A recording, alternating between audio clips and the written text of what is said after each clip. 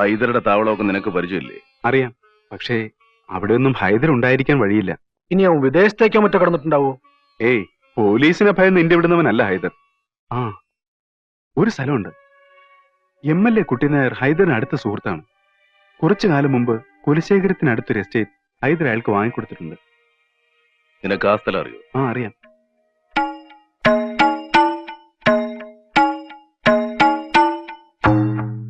ആ നാസറെ, എല്ലായിടത്തും ഒരു കണ്ണു വേണം. ഇക്കാ തനിച്ചേ ഉള്ളൂ, അറിയാലോ. ഞങ്ങൾ നാളെ രാവിലെ വരും. ശരി.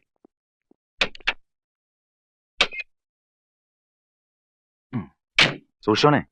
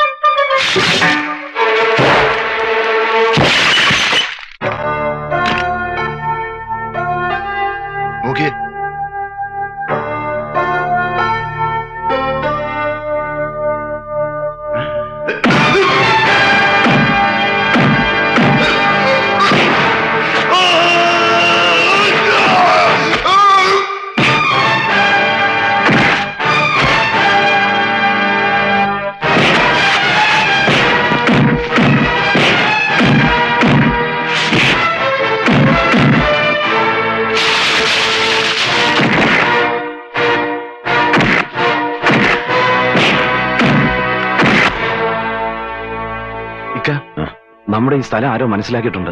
പോലീസ് എത്തുന്നതിന് മുമ്പ് ഇക്ക ഇവിടെ നിന്ന് രക്ഷപ്പെടണം. ഇവിടുത്തെ കാര്യങ്ങൾ ഞങ്ങൾ നോക്കിക്കോളാം.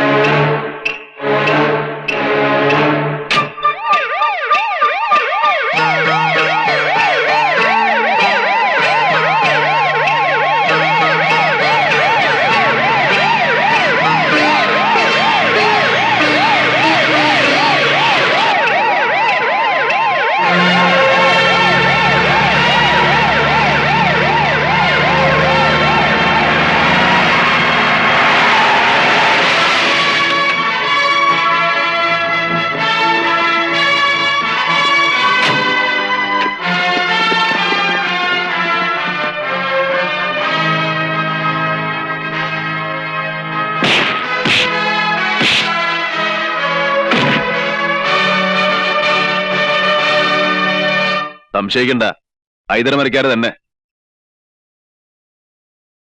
ഇന്ത്യ ഒട്ടുക്ക് നിങ്ങൾ വലവീശിയിട്ടും ഇവൻ വീണില്ല. ഈ സാറന്മാരും അവരുടെ കീഴിലുള്ള 1.5 ലക്ഷത്തോളം പോലീസുകാരും നാടാകെ ഉഴുതു മറിച്ചു. പോരാഞ്ഞിട്ട് കാട്ടിക്കൊടുക്കുന്നവന് 2 ലക്ഷം രൂപ പാരിതോഷികവും പ്രഖ്യാപിച്ചു. എന്നിട്ടും ഈ നൊട്ടോറിയസ് ക്രിമിനലിനെ കിട്ടിയില്ല. എങ്ങനെ കിട്ടുക? ഹൈദരുടെ ശമ്പളം വാങ്ങിക്കുന്നവർ തന്നെ ഹൈദർ അന്വേഷിച്ചാൽ അവരെങ്ങനെ കിട്ടുക? അതുകൊണ്ടല്ലേ നിങ്ങളുടെയൊക്കെ മൂക്കിന്റെ തുമ്പത്ത് ഉത്തരവാദിത്തപ്പെട്ടവരുടെ സംരക്ഷണയിൽ തന്നെ ഇവൻ ഇത്രയും കാലം കഴിഞ്ഞത്. ഇവനെ, ഈ റാസ്കലിനെ ആരാ പോലീസിന്റെ പണി ഏൽപ്പിച്ചത്? നിന്റെ തന്ത. മനുഷ്യര് കയറിയിരിക്കുന്നിടത്ത് കയറിയിരുന്ന് 4 കാലും വാലുമുള്ള ജന്തുവിന്റെ സ്വഭാവം കാണിക്കുന്നവനല്ലേ നീ? തോന്നിയാസം പറയുന്നോ? ഞാൻ ആരാണെന്നറിയാം നിനക്ക്? അറിയാം. ജനങ്ങളുടെ വിവരക്കേട് കൊണ്ടൊരു MLA. 15 വർഷം മുമ്പ് എന്റെ മുമ്പിൽ ഓച്ചാനിച്ചു നിന്ന എന്റെ ഡ്രൈവർ, അതിനു മുമ്പ് ആ കുടുംബത്തിലെ അരിവെപ്പുകാരന്റെ സഹായി ചേക്കുട്ടി, അതിനു മുമ്പ് അമ്മയുടെ ഗർഭപാത്രത്തിൽ സ്വന്തം അമ്മയ്ക്ക് പോലും തിരിച്ചറിയാനാവാത്ത ഒരു ബാസ്റ്റൻ. അല്ലാണ്ട് എന്താ നീ?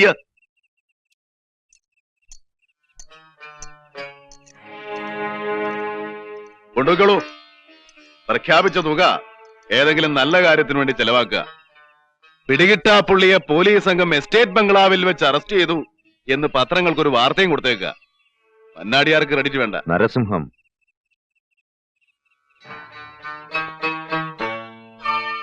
Narasimham, half man half lion.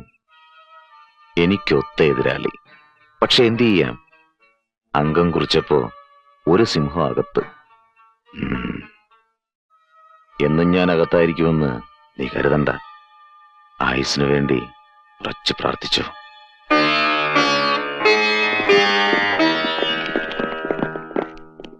ഹൈക്കോർട്ടിലും supreme കോർട്ടിലും കൊടുത്ത അപ്പീലുകളും ഹൈദർ പ്രസിഡന്റിന് നൽകിയ ദയാഹർജിയും തള്ളിക്കെട്ടാൻ നീണ്ട 3 വർഷമെടുത്തു.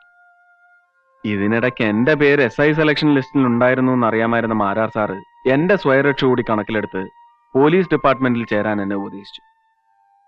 മനുഷ്യ സേവനം കഴിഞ്ഞിട്ടാകാം ഈശ്വര സേവനമെന്ന് ഞാനും വിചാരിച്ചു. നേരും നെറിവുള്ളവർക്ക് ഈ തൊഴിൽ ചേരില്ല എന്ന് ഏമാൻ ഇപ്പൊ തോന്നുന്നുണ്ട?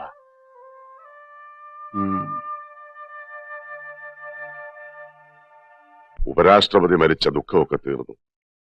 മറ്റന്നാൾ രാവിലെ ഹൈദരുടെ ശിക്ഷ നടപ്പാക്കാൻ ഓർഡറായിട്ടുണ്ട്. ശിക്ഷ നടപ്പാക്കിയാൽ അന്ന് ഞാൻ എന്റെ യൂണിഫോം ഊരിവെക്കും. 1 വർഷം കൂടി സർവീസിൽ ബാക്കിയുണ്ട്. എന്നാലും വേണ്ട, എനിക്ക് മതിയായി. ഒരാഗ്രഹമേ ബാക്കിയുള്ളൂ. മോന്റെ ചിതാപുഷ്പം ഞാൻ സൂക്ഷിച്ചു വെച്ചിട്ടുണ്ട്. അത് കാശിയിലോ രാമേശ്വരത്തോ കൊണ്ടുപോയി നിമജ്ജനം ചെയ്യണം.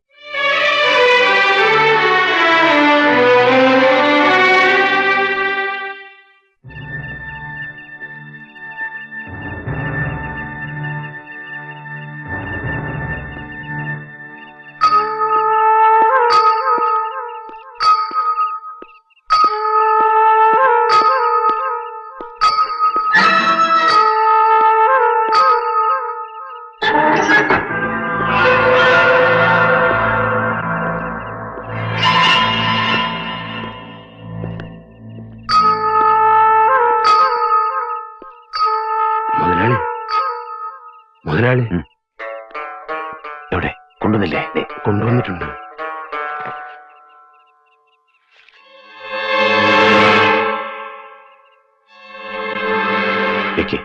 മുതലാളി, എന്റെ ജോലി വെക്കടോ പിടി.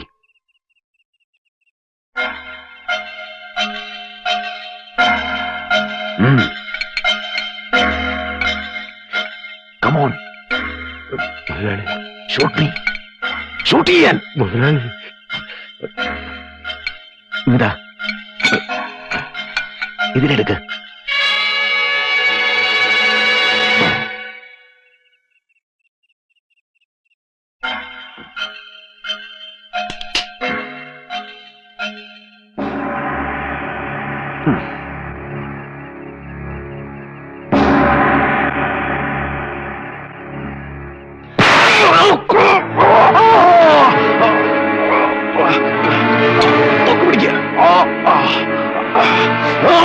എനിക്കൊന്നുമില്ല. എല്ലാരും ഫോൺ ചെയ്ത് വിവരം അറിയിക്കുക.